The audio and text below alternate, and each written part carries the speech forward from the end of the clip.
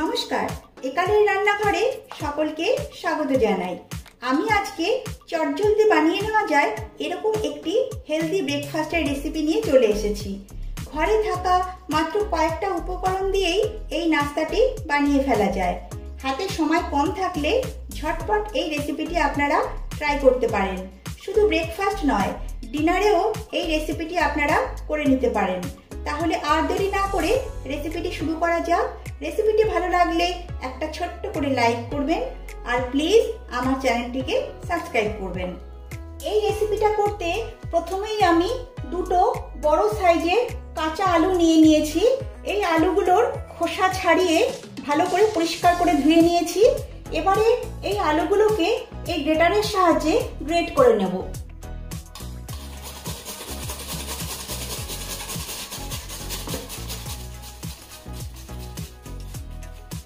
আলু দুটোকে ভালো করে গ্রেট করে নিয়েছি। এবারে একটা মিক্সিং বোল নিয়ে নিয়েছি এবং এতে নিয়ে নিচ্ছি গ্রেট করে রাখা আলু। নিচ্ছি হাফ কাপ গমের আটা, হাফ কাপ সুজি, আর নিচ্ছি হাফ কাপ টক দই, দিচ্ছি হাফ কাপ জল। প্রথমে হাফ কাপ জল দিলাম, পরে লাগলে আরো অ্যাড করে নেব। এবার এগুলো সব ভালোভাবে মিশিয়ে নিচ্ছি।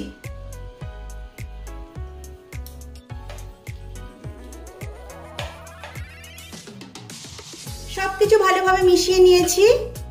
এবারে এতে কিছু সবজি অ্যাড করব। দিচ্ছি একটা মাঝারি সাইজের কুচনো পেঁয়াজ, দিচ্ছি একটা গ্রেট করা গাজর, কুচনো ক্যাপসিকাম, একটা কুচনো টমেটো, আর ঝালের জন্য দিচ্ছি কুচনো কাঁচা লঙ্কা। ঝালটা আপনারা বুঝে দেবেন, যে যেমন ঝাল খাবেন সেটা বুঝে অ্যাড করবেন। দিচ্ছি কুচনো বাঁধাকপি, গ্রেট করা আদা, আর দিচ্ছি কুচনো ধনেপাতা।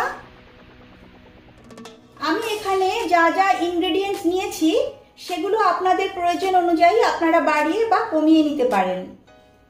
এখন এতে কিছু মশলা অ্যাড করব। দিচ্ছি হাফ চামচ জিরে গুঁড়ো, হাফ চামচ ধনে গুঁড়ো, কালারের জন্য দিচ্ছি হাফ চামচ কাশ্মীরি লাল লঙ্কার গুঁড়ো,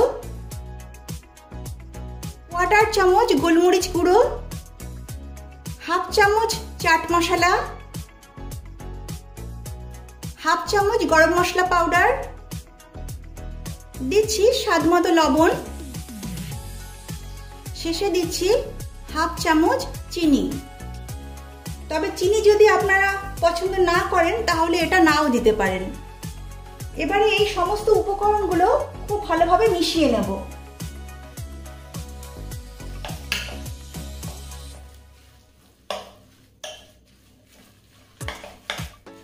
দেখুন মিশ্রণটা অনেকটা ঘন হয়ে গেছে। এখন আমি এতে সামান্য জল অ্যাড করছি।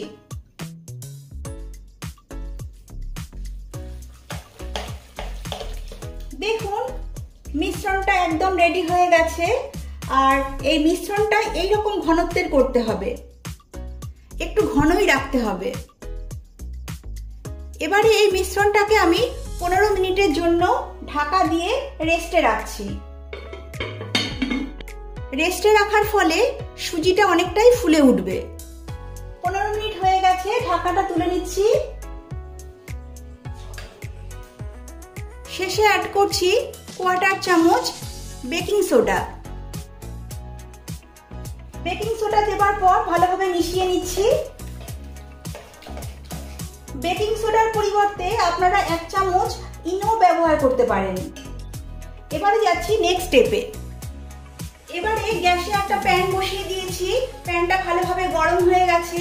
এতে দিয়ে দিচ্ছি 1 চামচের মতো সাদা তেল।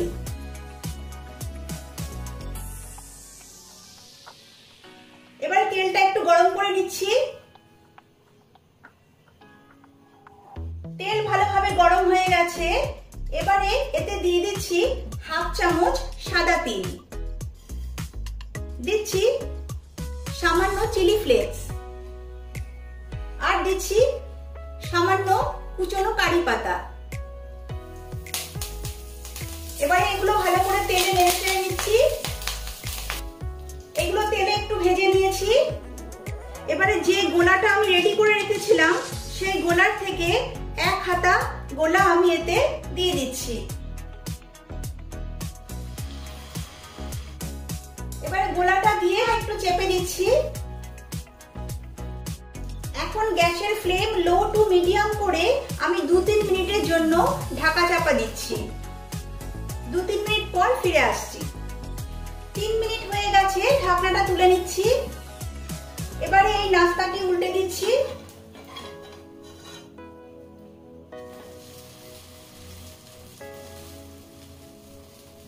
এবারে অপর পিঠটাও একটু ভেজে নেব। আবারও 2 মিনিটের মতো একটু ঢেকে দিচ্ছি। আবারও 2 মিনিট হয়ে গেছে, ঢাকনাটা তুলে নিচ্ছি। দেখুন নাস্তাটি কত সুন্দর ফুলে উঠেছে।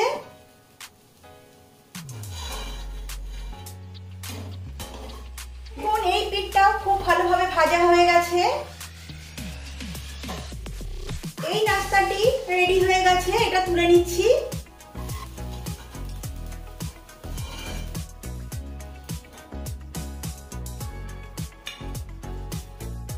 সবগুলো নাস্তা এই একই রকম ভাবে ভেজে নিচ্ছি।